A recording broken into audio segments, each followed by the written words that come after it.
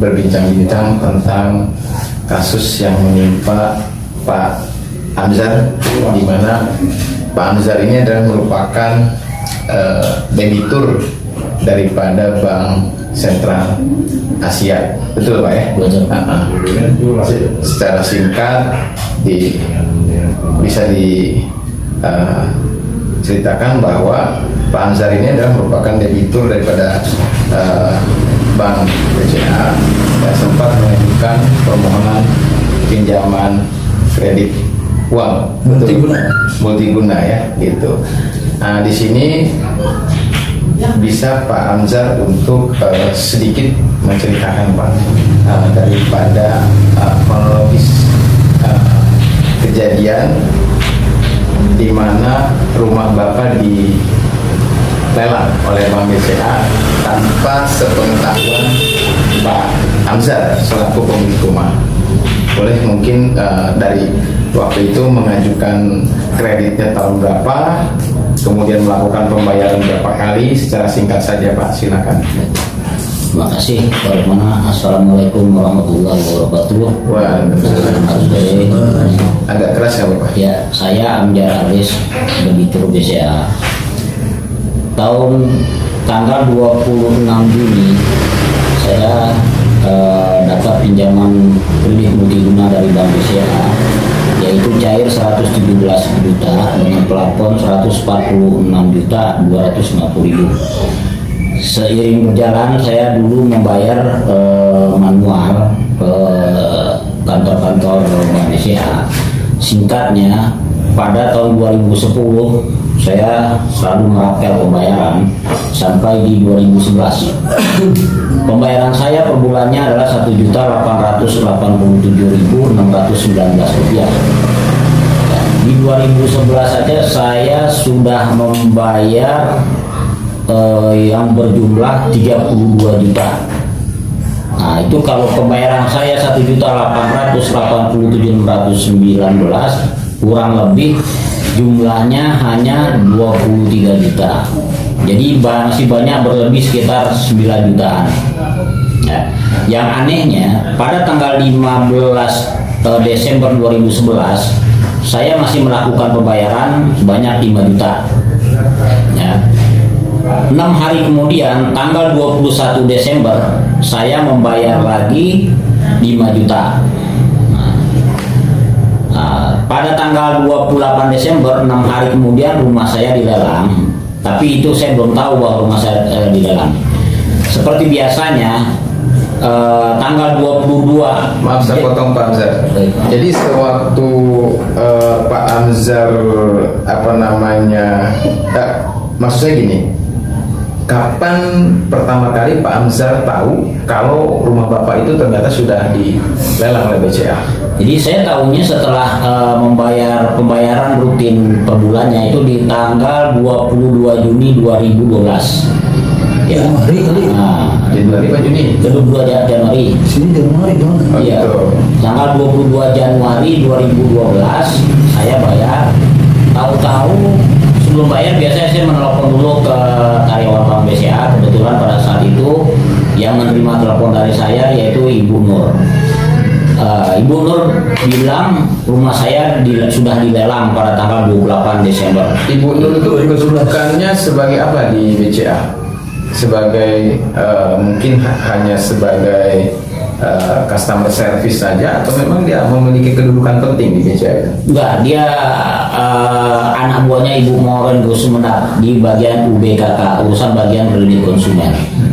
Di kantornya di cabang Pondok Indah. Begitu beliau mengatakan sudah dilelang, saya sangat terkejut sekali. Kenapa saya terkejutnya? Tanggal 15 Desember dan tanggal 21 Desembernya tahun 2011 itu saya masih melakukan pembayaran. Kenapa 7 hari kemudian rumah saya langsung dilelang? Dan itu pun tidak ada pemberitahuan sama sekali, baik pemberitahuan ke-1, ke-2, dan ke-3. Gitu. Lewat telepon juga tidak ada? Tidak ada sama sekali, tidak ada sama sekali. Makanya saya kaget benar. Yang hebatnya lagi, waktu saya datang ke Pondok Indah, itu saya bertemu oleh Bapak Taat Juko Wisusono sebagai deputi manajer dan Ibu Maureen Sumendap sebagai panitia lelang. Beliau mengatakan yang pemenang lelang rumah saya adalah Bapak Marcel, gitu loh. Nah, setelah Bapak Marcel, saya tanya Bapak Marcel rumahnya di mana, nanti saya mau ketemu dia. Nggak usah, nanti karyawan Bapak Marcel juga datang ke rumah Pak Amsar. Nah, itu keterangan dari Ibu Maureen. Nah, 3 bulan kemudian di bulan April itu kalau nggak salah saya, datanglah orang yang mengaku Yudi Hidayat, mengaku karyawannya Bapak Marcel. Nah, dia minta uang tebusan rumah saya kalau saya masih mau menempati rumah tersebut dengan minta uang 250 juta. Makanya saya kaget sekali. Pak Hidayat tadi membawa bukti apa waktu itu? Nggak ada membawa bukti apa-apa, cuma dia hanya lisan, hanya mengatakan beliau karyawannya Marcel yang pemenang lelang. Nah, setelah itu dia minta uang 250 juta karena saya perkirakan utang saya di BCA mungkin sekitar 60 lah kurang lebih gitu kan. Itu sisa utang ya? pokok utang. Makanya saya bilang ini pemerasan, utang tinggal 60 juta pun saya bayar tiap bulan, ini diminta uang cash. Nah, akhirnya nggak ada kesepakatan. Dengan tidak adanya kesepakatan, akhirnya di bulan April 2014 saya diusir dengan orang-orang yang berkulit hitam. Akhirnya karena saya berasa benar, saya masih melakukan pembayarnya, akhirnya bubar, nggak jadi. Di 2014 juga, di tanggal 15 September 2014, saya dapat penetapan dari Pengadilan Negeri Cibinong. Nah, alangkah kagetnya. Tiba-tiba saja Bapak mendapatkan penetapan pengadilan seperti itu? Iya, itu tiba-tiba aja, nggak ada saya dipanggil atau ada surat keputusan inkrah, nggak ada. Jadi saya dipanggil pada saat itu tanggal 15 September. Saya harus datang lagi tanggal 22 Desember. Waktu saya datang tanggal 22 Desember, kebetulan Ibu Ketua Pengadilan Negeri Cibinong, Ibu Hajah Dwi Sulastri Dewi sedang ada acara di Bandung. Akhirnya kita janjian lagi ketemu tanggal 28 September.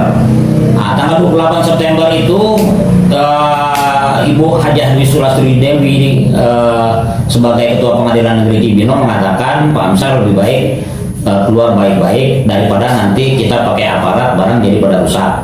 Nah, jadi saya bilang, bukannya saya tidak mau keluar dari rumah ini, salah saya apa? Saya masih melakukan pembayaran, saya tunjukkanlah buku rekening bank saya yang asli.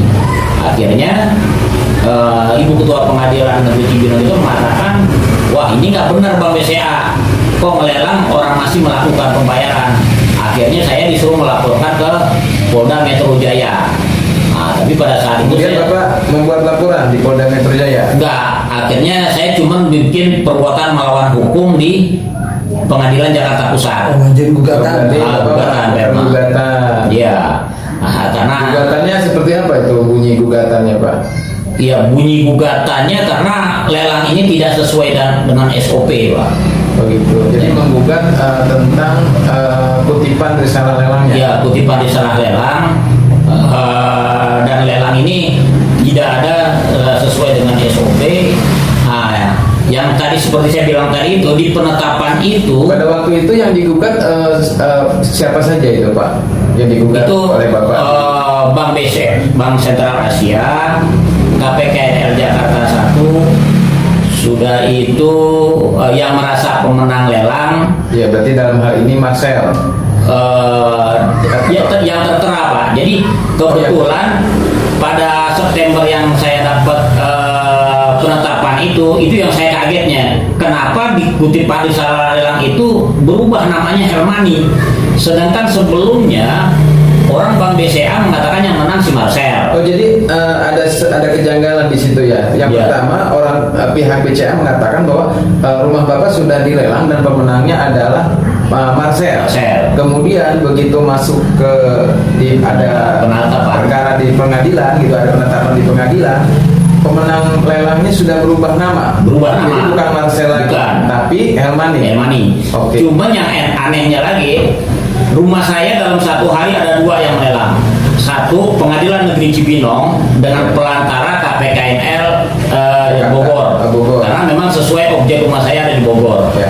Yang kedua KPKNL Jakarta, pelantaranya PT Balai Lelang Star.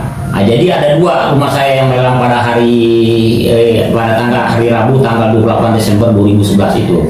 Dengan kejanggalan inilah makanya saya cari terus.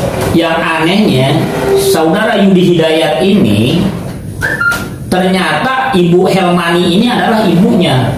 Kenapa dia kagak bilang bahwa saya ini anaknya Helmani pemenang lelang? Beliau mengatakan saya ini karyawannya Marcel. Inilah kejanggalan yang saya cari terus. Akhirnya pada di bulan Januari, saya lupa tanggalnya, ketemulah saya di situ. Dikutipan di selah lelang, pemenang lelangnya Helmani beralamat di Villa Gading Baru, Blok A1, nomor 33, RT 9, RW 11, Kebalen, Kecamatan Babelan.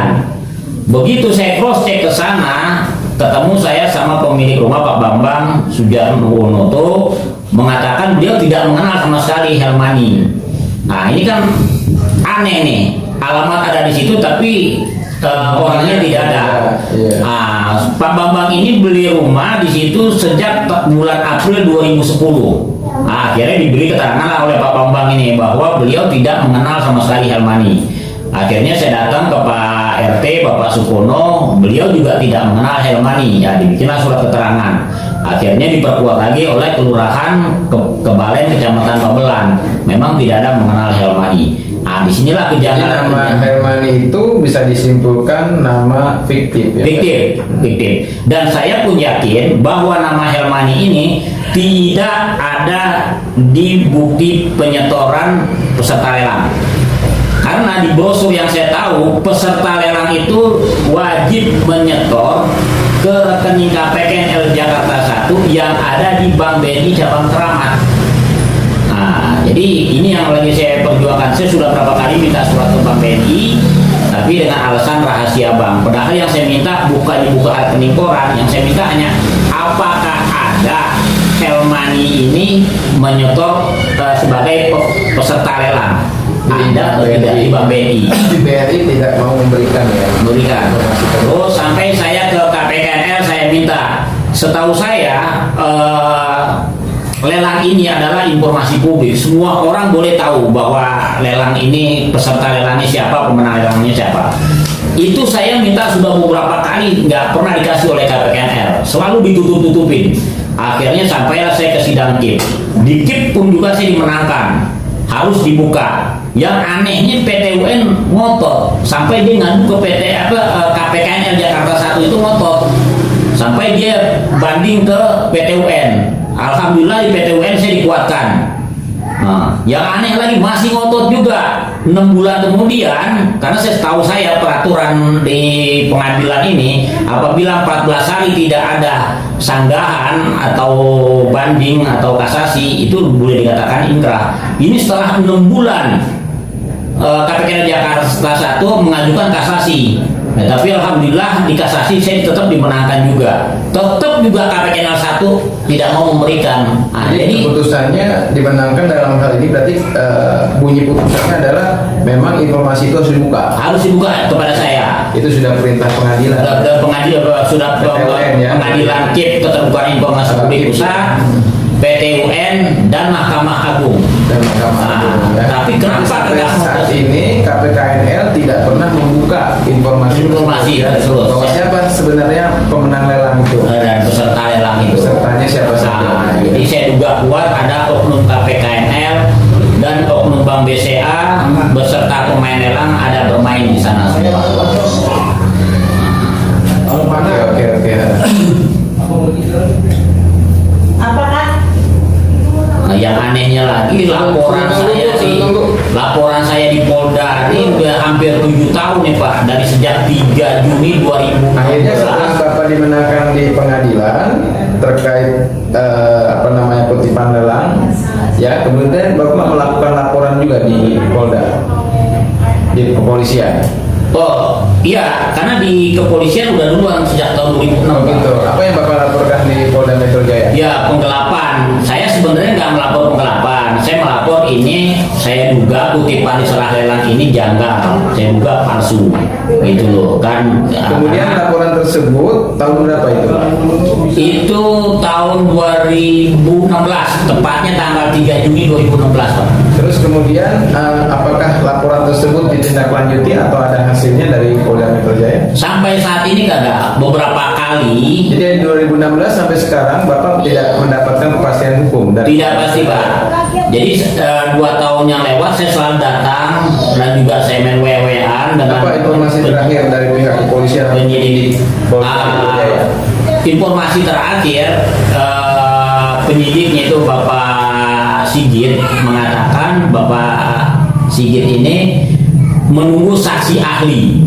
Nah, cuma di SP2HP yang ke-6 itu yang anehnya permintaan dari penyidik kepada KPKNL minta penyetoran atas nama Helmani ke rekening KPKNL Jakarta 1. Nah, tapi nggak dikasih juga penyidik. Makanya di situ di SP2HP ini hambatan. Hambatannya itu si KPKNL tetap tidak mau ngasih bukti bahwa Helmani sebagai penyetor peserta lelang. Tapi saya juga kuat tidak mungkin ada nama Helmani sebagai penyetor. Dasarnya apa? Pertama, Ibu Marcel, panitia lelang dari PT Bank Sentral Asia mengatakan yang menang Marcel. Nah, itu Ibu Morin Gresumendap sebagai panitia lelang dan Bapak Deputi Manajer Bapak Uji Yutosono mengatakan yang menang si Marcel. Yang hebat lagi si Yudi Hidayat, anaknya Helmani, dia sendiri mengatakan karyawannya Marcel. Oke. Gitu loh, Pak. Oke, sekarang kesimpulannya apa yang Bapak harapkan dari katakanlah dalam hal ini berarti kan penegak hukum satu Polda Metro Jaya, kemudian mungkin dalam hal ini Bapak bisa berharap kepada Bapak Menko Polhukam, Bapak Mahfud MD, karena memang dalam hal penegakan hukum di Indonesia akhir-akhir ini support daripada Profesor Mahfud MD ini sangat luar biasa. Mungkin Bapak ada pesan yang disampaikan kepada Ya, saya mohon kepada Bapak Profesor Haji Mahfud MD, ya tolong bantu saya Pak sebagai rakyat kecil. Pekerjaan saya hanya sebagai tukang nasi, Pak. Yang pertama sekali yang saya harapkan, mohon dibuka seterang-terangnya, Pak. Siapa sebenarnya peserta lelang Helmani ikut atau tidak, itu ada yang mengetahui hanya di Bank BNI, Pak. Kalau kita nanya ke Bank BCA atau ke KPKN Jakarta 1, saya pesimis, Pak, karena ini udah lingkarannya, Pak. Yang satu cuman saya harapkan itu dari Bank BNI cabang Kramat, gitu, Pak. Terus ya yang di BNI ini saya harapkan Pak Mahfud mungkin harus dari Polda tingkatkan lagi untuk pemeriksaannya supaya ini terang benderang, jangan sampai ada lagi rakyat-rakyat kecil seperti saya ini terjolimi oleh seperti Bank BCA yang besar ini namanya, tapi oknum Bank BCA ini menyengsarakan rakyat, Pak. Saya mohon Pak Mahfud bisa memerintahkan ke Bapak Kapolri atau Kapolda laporan saya di Polda ini ditindaklanjuti, atau yang saya harapkan sekali kalau bisa ya ditindaklanjuti oleh Bareskrim Mabes Polri, Pak. Nah, itu harapan saya, Pak. Jadi jangan sampai ada lagi rakyat-rakyat kecil seperti saya ini yang jadi korban. Cukup terakhir di saya aja, Pak. Ini buat pelajaran juga bagi pemain-pemain lelang tanah nih, Pak, yang bekerja sama dengan KPKNL dan oknum Bank BCA yang bekerja sama dengan oknum KPKNL yang ada di Jakarta 1 atau di yang lain-lainnya lah. Nah, harapan saya itu Pak. Saya ingat kata Bapak Joko Widodo mengenai FS Pak, buka seterang-terangnya, harus dibuka kalau memang masalah hukum ini ingin berjalan di negara Republik Indonesia ini Pak. Nah, itu harapan saya kepada Bapak Profesor Hadi Mahfud MD. Oke, itu aja mungkin cukup. Cukup ya. Ya. Terima kasih Pak Amzar. Mudah-mudahan harapan Pak Amzar selaku anak bangsa ini mendapatkan perhatian daripada Bapak Menko Polhukam supaya mendapatkan yang namanya keadilan. Nah ini saya bergeser kepada Pak Zainal Abidin Sarjanahukum. Apa kabar Pak Zainal? Alhamdulillah baik. Nah ini ada peristiwa yang menarik dalam hal apa namanya bisa dikatakan dan dalam tanda kutip adalah perampasan ya dengan paksa rumah seorang apa namanya warga negara oleh apa namanya lembaga pembiayaan dalam ini berarti ya. Bagaimana Pak Zainal memandang dari sudut konstruksi hukumnya? Tadi Pak Amzar sudah menceritakan. Yang pertama mungkin apakah bisa ya kan dalam hal ini Bank BCA melakukan lelang tapi diam-diam tanpa diketahui oleh si pemilik objek lelang. Pandangan dari sudut hukumnya seperti apa? Silakan Pak. Baik, terima kasih Bapak Rumana. Dalam masalah kasusnya Pak Amsar Arlis, kalau kita berbicara secara normatif sebenarnya tidak bisa normatifnya ya, tapi realitinya ternyata terjadi kan gitu. Di sini saya mencatat ada beberapa kejanggalan terhadap proses lelang itu sendiri. Karena apa? Terakhir Pak Amsar tanggal 21 Desember 2011 itu masih membayar cicilan. Kok tahu-tahu 28 Desember 2011 rumahnya dilelang. Pak Amsar tahu dilelang itu pada saat dia mau bayar cicilan yang berikut. Pada tanggal 22 Januari 2012 dia menghubungi karyawan BCA yang bernama Ibu Nur bahwa Pak Amzar mau membayar cicilan. Dijawab oleh Ibu Nur tidak bisa karena rumah Bapak tanggal 28 Desember 2011 sudah dilelang. Nah kan ini aneh. Seharusnya yang benar, kalau benar itu rumah dilelang, si penghuni dalam ini Pak Amsar debitur harus tahu bahwa rumahnya dilelang. Sebelum itu ada surat peringatan ke-1, ke-2 sampai ke-3. Ini dia harus diberitahu, gitu. Karena di situ dia punya hak dan kewajiban. Nah, ternyata ini tidak secara diam-diam, ini udah nggak benar. Sebentar saya potong aja. Dalam perjanjian atau dalam perjanjian apa namanya antara kreditur dengan debitur itu kan biasanya ada poin di mana pihak kreditur itu boleh mengalihkan hak daripada kepemilikannya si debitur ketika ada masalah katakanlah cicilannya itu tidak lancar. Itu apakah memang bisa langsung dilakukan dengan semena-mena seperti itu atau memang tetap harus melakukan komunikasi dengan si debitur? Ya ada prosedurnya, dia harus komunikasi dengan debitur, nggak bisa semena-mena. Nggak bisa diam-diam langsung. Itu sudah ada pasal perjanjian di mana si kreditur itu boleh mengalihkan haknya gitu, tidak bisa langsung gitu. Nggak bisa. 2011 dia masih ngangsur kok. Itu 2011 dia ngangsur sampai berjumlah 32 juta. Padahal kalau menurut aturan dari BCA setiap bulan dia ngangsur 1.800.000 lebih. Oh iya betul. Plafon itunya ya. Jadi kalau diikut dapetin angsuran 1.800.000 lebih, itu 2011 dia seharusnya bayar 22 juta. Tapi ternyata dia bayar udah 32 juta, ada kelebihan 9 juta lebih.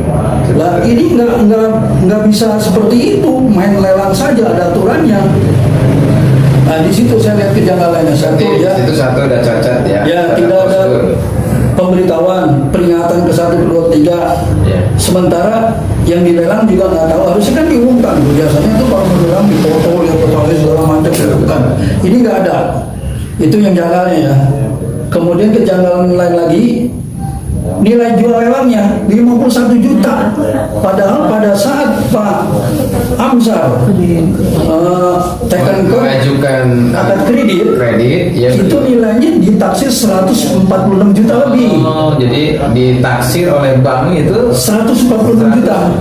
Ya, jadi 5 tahun 250. tahun kemudian harga tanah dan bangunan bukannya naik malah turun. Nah, ini kan tidak adil. dengan harga 50 juta. Apalagi rumahnya bagus. Masih bagus rumah saya di 2 lantai kan? 2 lantai. Rumah 2 lantai 51 juta, di mana ada yang jual? Ini udah nggak benar. Itu dari harga nggak benar. Artinya tidak diappraisal. Terus dari kutipan dari salah lelang itu pemenang lelangnya Helmani. Iya. Alamatnya jelas, kebetulan di perumahan Villa Gading. Bila dari baru. Ternyata setelah diselidiki, ditelusuri ke alamat itu, tidak dikenal alamat itu. Orang itu tidak dikenal, dia nggak pernah tinggal di situ. Nah, ini berarti nggak benar. Jadi antara kutipan dari salah lelang sama keterangan dari pejabat BCA ini berbeda. Kalau dikutip pada salah lelang pemenangnya Helmani, tapi kalau menurut pejabat BCA disebutnya Marcel. Padahal Marcel nggak ada di salah lelang. Itu si Yudi juga mengatakan anaknya Amani mengatakan ada karyawannya Marcel sebagai pemenang lelang. Nah, ini enak. Nah ini satu lagi kejanggalannya ketika Pak Amsar ini mendapatkan putusan atau penetapan lelang daripada Pengadilan Negeri Cibinong. Itu apakah bisa sebuah objek lelang kemudian tiba-tiba diputuskan oleh pengadilan tanpa si pemilik objek lagi-lagi dia tidak tahu menahu gitu, gimana itu? Ya justru inilah disinilah jadi ketidakbenarannya nih. Jadi harusnya harus terbuka. Iya. Jadi si debitur yang akan dilelang rumahnya itu harus tahu. Jangan tahu-tahu udah dilelang baru tahu, itu pun berapa hari kemudian sudah sebulan kemudian baru tahu rumahnya dilelang. Jadi pengadilan pun tidak boleh melakukan potong kompas seperti itu. Iya sebenarnya harus ada pemberitahuan. Tetap harus ada Iya, pengetahuan gitu ya. iya. Meskipun hanya sebuah penetapan, itu kan berarti penetapan saja berarti tidak melalui sebuah persidangan ya. Oh tidak, memang sepihak Memang diajukan sepihak oleh dia ya. diajukan oleh pihak BCA. Pihak BCA untuk mendapatkan penetapan. Betul. Tapi tetap semestinya harus ada surat ya. Oh iya dong, harus ada. Pemberitahuan. Gitu ya. Terus kemudian kejanggalan yang lain lagi dari pihak Pusat Pengelola Data KPKNL ini pun seperti menutupi. Pak Amsar berusaha untuk mendapatkan informasi tentang lelang itu. Sampai sekarang mereka nggak bukan, padahal sudah jelas ada putusan dari KIP ya, Dari informasi tim besar, PT UN. dari PT UN, dari Mahkamah Agung, udah memerintahkan supaya diberikan, ternyata nggak diberikan juga. Ada apa? Sampai dokumentasi Kalau dari sudut hukum itu kira-kira apakah pihak KPKNR dalam hal ini sudah melakukan tindakan melawan hukum ketika dia tidak melaksanakan perintah Mahkamah Agung untuk membuka informasi tentang si pemenang lelang itu? Betul, bisa dikatakan melawan hukum karena ini udah jadi putusan pengadilan. Putusan pengadilan itu kan sama dengan ya punya kekuatan hukum dan harus dilaksanakan. Ini instansi negara loh. Pemerintah. Iya. Jadi kalau putusan pengadilan itu sama dengan ya hukum udah. Kaidah hukum yang harus diikuti, harus ditaati. Ya kalau putusan pengadilan itu udah nggak ditaati, wah ini luar biasa. Jadi bisa digambarkan bahwa Pak Amsar ini betul-betul adalah orang yang tidak mendapatkan terzolimi. keadilan Ya. di negara ini. Terzolimi. Tidak dizolimi ya. Terzolimi. Oleh pengadilan dia tidak diberikan keadilan. Ya. Oleh penegak hukum dalam Ya. hal ini Polda Metro Jaya, laporannya pun sampai saat ini dari tahun 2016 tidak ada Nggak kepastian jalan. hukum. Iya. Kan gitu ya. Iya. Sekarang tinggal apa pesan Pak Zainal selaku katakanlah orang yang sudah berkecimpung dalam hal penegakan hukum, melihat kasus ini, apa yang harapan Bapak kepada, mungkin sekali lagi kita kepada Prof. Mahfud MD, karena memang beliau ini orang yang paling Betul. concern Ya. kepada penegakan hukum di negeri ini. Iya. Ya kalau harapan saya sesuai dengan ajas rule of law, ya, jadi hukum itu mempunyai kekuatan memaksa. Setiap orang sama kedudukannya di dalam hukum. Jadi kasus yang menimpa Pak Amsar ini ya kalau bisa ya ditegakkan, dijalankan. Jadi bukan mandat seperti ini. Makanya ya kita menghimbau nih kepada Bapak Menko Polhukam inkasu Bapak Profesor Mahfud MD yang begitu intens mengikuti perkembangan hukum yang memang saat ini ya sudah Tidak baik-baik saja. baik-baik. Dan saya pernah Dalam keadaan tidak saya baik-baik pernah saja ya. saya pernah juga baca dari ininya Pak Mahfud MD bahwa kerusakan birokrasi itu sudah merata, kerusakannya itu sudah merata di semua birokrasi. Makanya sebagai orang yang paling berwenang ya, saya berharap nih agar Pak Menko Polhukam ya dapat mengayomi, melindungi, menegakkan hukum bukan karena perorangan, ini demi hukum, untuk kepentingan hukum Jadi kita. konteksnya bukan karena Pak Hamzah, Bukan. tapi demi penegakan hukum di Penegakan negara hukum. kita ya. Iya, Oke. hukum harus ditegakkan.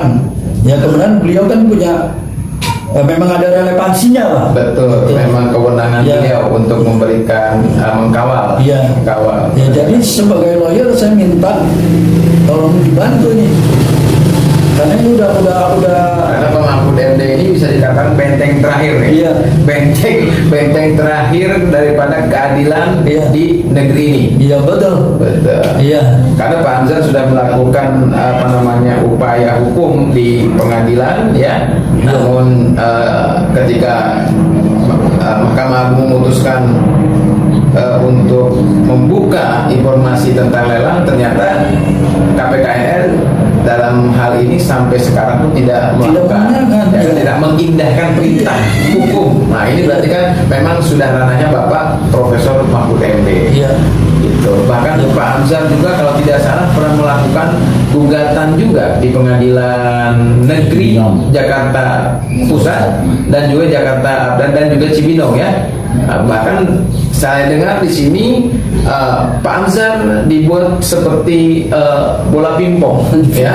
Ketika Pak Hamzah melakukan gugatan di Pengadilan Negeri Cibinong, ketika Pak Hamzah melakukan gugatan di Pengadilan Negeri Jakarta Pusat, jawabannya adalah Harus di Cibinong. harus melakukan gugatan di Cibinong. Dan ketika Pak Hamzah melakukan gugatan di Pengadilan Negeri Cibinong, Pengadilan Negeri Cibinong juga mengatakan harus melakukan gugatan atau gimana?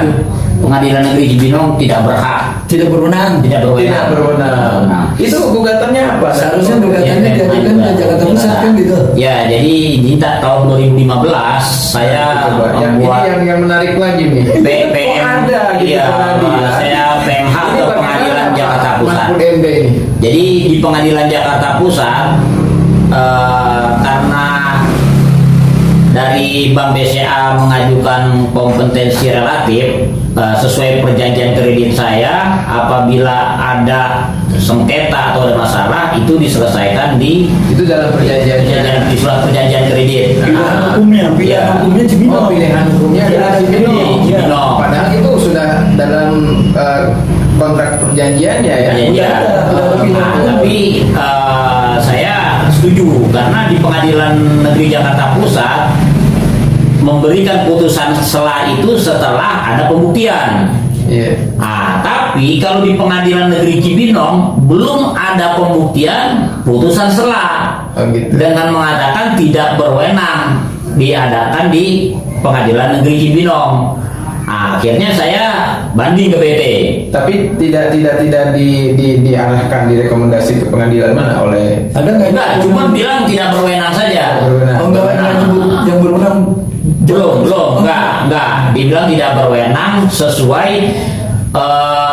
permintaan dari apa istilah bahasa hukumnya saya nggak tahu. Eksepsi daripada BNI Oh, BNI. di Cabang Kramat karena si tergugat semuanya berada di Jakarta. Gitu. Akhirnya saya mengajukan ke PT. Yang anehnya surat yang di PT saya lampirkan dan saya jelaskan jadi kopi Bapak terlampir naik ke pengadilan tinggi. pengadilan tinggi itu kata-kata dan bukti putusan sela dari Pengadilan Negeri Jakarta Pusat dan surat perjanjian kredit saya dengan Bank BCA itu dihilangkan Oleh Pengadilan Negeri Cibinong. Oh, Tidak dikirim ke tidak PT. dilampirkan. Jadi PT akhirnya memutuskan tidak ada hal yang baru. Oh, Padahal itu ada hal yang baru. Terus putusan PT-nya gimana bunyinya? Iya, menguatkan Pengadilan Negeri Cibinong karena tidak ada hal yang baru. Padahal saya udah lampirkan Karena itu tidak ada putusan Pengadilan novum Negeri. baru ya, berarti Iya. dalam hal itu. Sedangkan itu saya Jadi kan boleh PT ketika ada novum baru gitu ya, sebetulnya gitu Pak Jen, atau bagaimana? Enggak, ini kan Pak Amsar mengajukan bukti mengenai pilihan hukum sesuai akad kredit. Sesuai akad kredit, betul. Ternyata di PT nggak ada akad kreditnya itu, Iya. pilihan hukumnya. Jadi di PT tidak ada dilampirkan dan keputusan Jakarta Pusat yang saya lampirkan juga tidak dikirim ke PT, dihilangkan. Jadi Nah, ini seolah-olah gimana nih kalau Pak Jenderal melihatnya selaku praktisi hukum lah katakanlah. Ya, sebenarnya Orang yang itu sudah berkecimpung dalam dunia hukum. Udah nggak benar. Harusnya semua berkas ketika proses persidangan di PN yang diajukan oleh penggugat maupun tergugat harus lengkap, harus ada. Kenapa sampai pengadilan tinggi nggak ada? Nah, ini something wrong.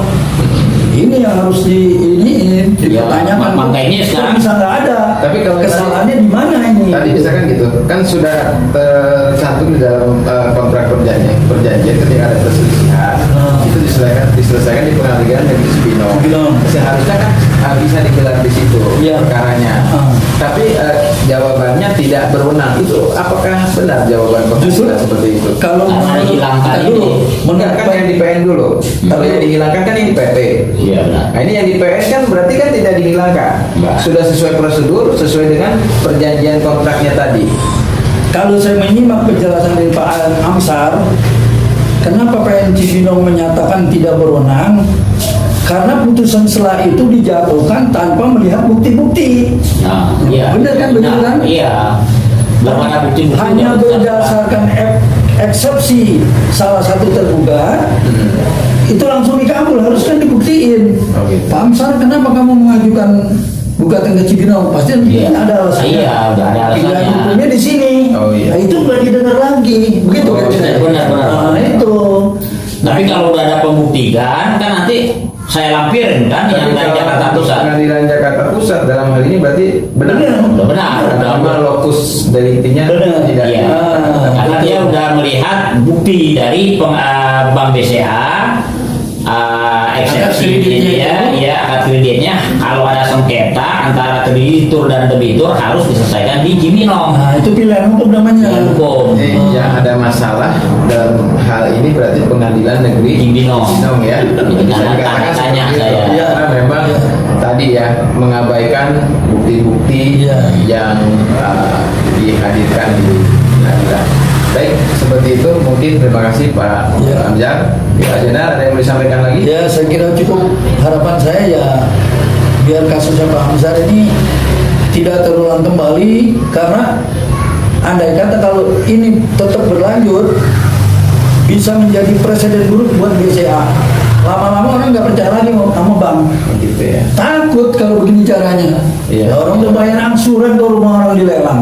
Ya ini mungkin Udah gitu juga. lelangnya nggak ada pemberitahuan lagi. Ya ini juga mungkin atensi kepada Bapak Kapolda Metro Jaya dalam hal ini Bapak apa Fadli Imran. namanya? Iya, bahwa ternyata kejahatan atau premanisme itu tidak hanya berbentuk kekerasan fisik saja, namun ternyata ada juga kejahatan atau penjahat kerah putih nih. Ini yang lebih berbahaya. Iya, lebih berbahaya. Berbahaya. Di mana seseorang atau perusahaan bisa mengambil paksa atau mengambil diam-diam kepemilikan orang lain. Ini namanya kejahatan kerah putih. Mungkin ini adalah atensi untuk Bapak Kapolda Metro Jaya ya, di mana ada investasi bodong ya, penipuan secara online, kemudian ini juga kejadian tadi itu ya, sebuah bank melelang diam-diam objek atau rumah milik daripada debiturnya. Dan harga lelangnya di bawah harga bener, jatuh Iya. bener. Itu Taksir bang 140 bukannya rumah juta. kosong, rumah sedang ditempati. Rumah bagus. Masih bagus rumah bagus. Dua lantai. Dua lantai. Apa namanya perbincangan kita pada sore hari ini didengar oleh Bapak. Itu 150 juta aja kalau saya lihat fotonya itu berebut orang itu 51 juta. Sekarang udah mau dijual 750 juta.